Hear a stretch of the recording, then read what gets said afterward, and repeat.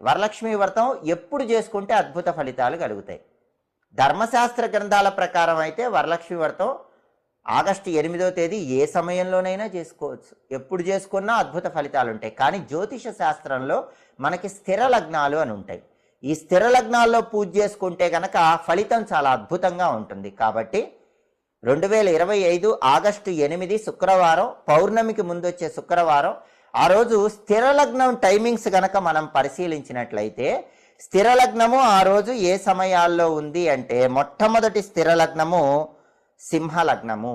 ఆ సింహలగ్నం ఎప్పుడుంది అంటే ఆగస్టు 8వ తేదీ ఉదయం 6:54 నుంచి ఉదయం 9:02 వరకు ఉంది. కాబట్టి ఆగస్టు 8వ తేదీ వరలక్ష్మి వ్రతం చేసుకోవటానికి బెస్ట్ టైం ఏంటంటే మొట్టమొదటి స్థిర లగ్నం సింహలగ్నం ఉదయం 6:54 నుంచి ఉదయం 9 గంటల. వరలక్ష్మి వ్రతం ఎప్పుడు